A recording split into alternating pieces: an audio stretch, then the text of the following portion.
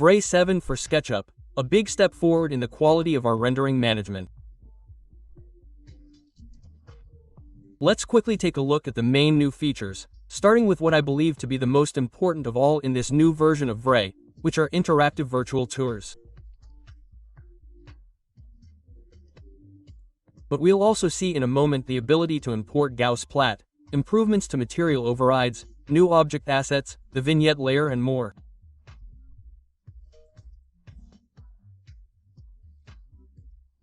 But let's start with the interactive virtual tours, or rather the ability to view 360 degrees panoramas online on a browser, and also on a smartphone if you like, and the ability to move to other positions within our project with a simple click, as well as view information about the objects present. We'll see an example shortly. And all of this is also managed through a floor plan where I can insert positions for the panoramas I've created. All of this is really done through a simple link. So this is the online display of a 360 degrees panorama. We'll see in a moment in Vray what settings I need to set to create images of this type.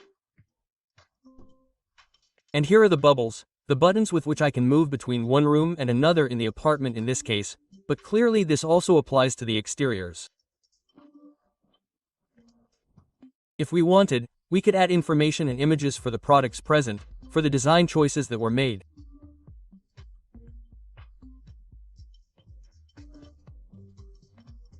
All this can be managed through our online account, on the cloud site, where I can organize, move, and calibrate the various panoramas that I have uploaded and, therefore, manage the tour, add, in fact, this type of labels on the objects, hotspots and to move between one image and another, therefore a real online editor in which to manage the panoramas and perfect our virtual tour.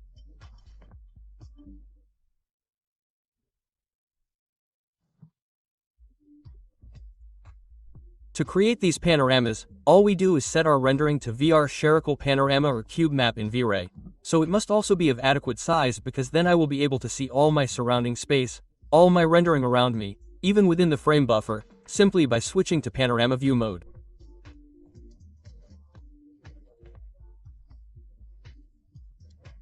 After that, I upload the rendering online to my account on the Chaos Cloud collaboration space, as we saw earlier.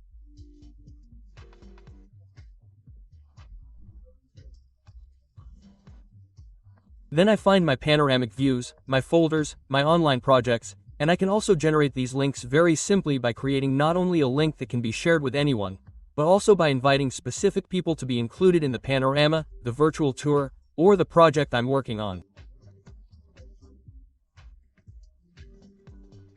Let's move on to importing 3D scenes of the Gaussian splat type. What are they? They're a sort of point cloud, let's call it, but visible within the rendering. It's not a real point cloud, but let's say that it derives from a sort of photogrammetry process, from many photographs. There are various sites where you can generate this type of Gaussian splat, including Polycam, Nerf Studio, Luma AI, Joe Set.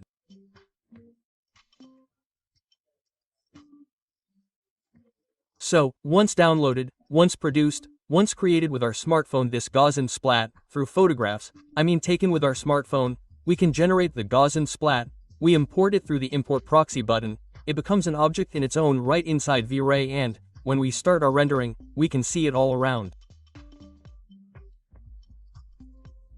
It's a sort of 3D photo, I don't know how to define it. It's an absolutely interesting way to, generate a context, a background, whether it's an interior or an exterior.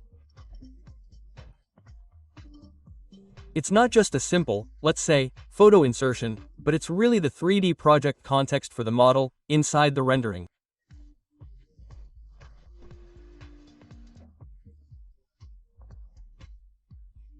There are various new features in terms of material override, or with the possibility of seeing the entire rendering overridden by a single material to give the idea of a model. However, studying the lights and therefore not having the chromatic aspect and textures displayed in the rendering is absolutely a good way both to study the rendering and to produce effective renderings.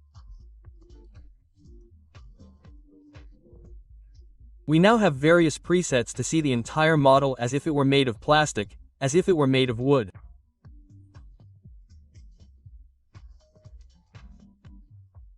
We can activate refraction options for refractive materials separately. As you can see, there are two new settings specifically dedicated to them, and then, very interestingly, the property of preserved bump, reflection, refraction, and therefore not overridden by the material that is chosen as the override material.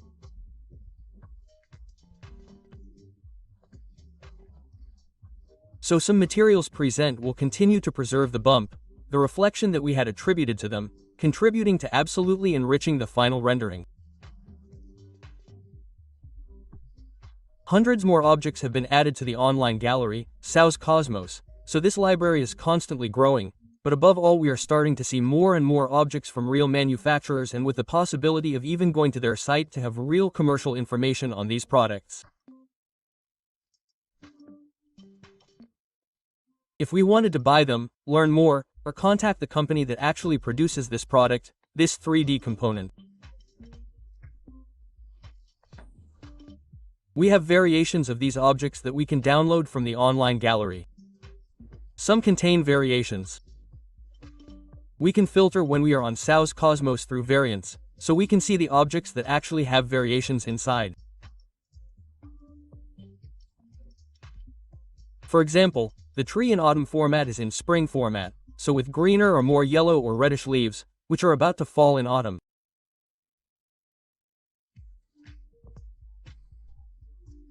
So, with a single object we can essentially vary, give variations, make multiple renderings, simulate different seasons, climatic conditions.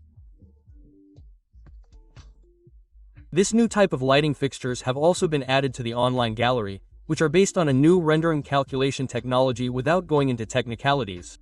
They are called luminaries, and we can also find them here among the filters. The possibility of seeing among the various project objects those that adopt this type of technology that creates a particular mapping during the emission of light, so in the rendering they are definitely more realistic than before. The emitted light is more realistic than it was before. We can activate a vignette layer that gives that blurring effect to the edges of the rendering that is completely customizable. We can add it with the plus button inside the frame buffer and adjust in great detail the diameter, the level of transparency of this shadow area. We can position it inside the screen wherever we want, while previously it was only on the edges.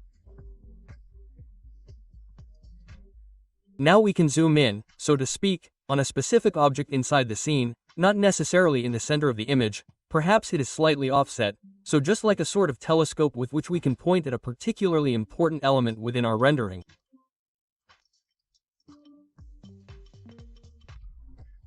Let's continue with other new features, if you like, a bit secondary, but still absolutely useful in our rendering production.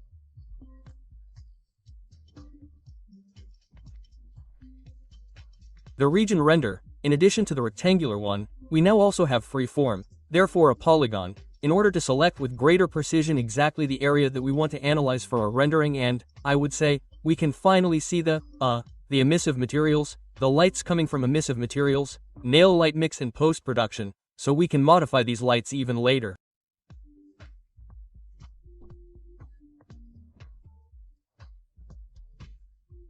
After rendering, as previously happened for real artificial lights, spotlight, rectangular light, now we can also see a list of the emissive materials so we can accentuate them, decrease them and, in short, modify them even on the finished rendering.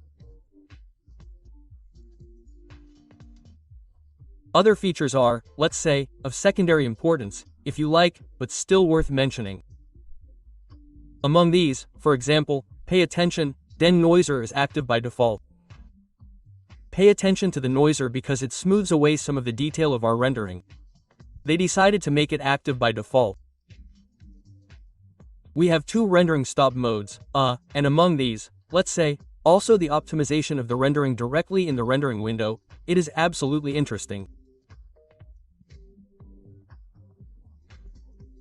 And we conclude with improvements across the board that are constantly being made in terms of calculation improvements, lighting improvements, and even in renderings calculated with dedicated graphics cards.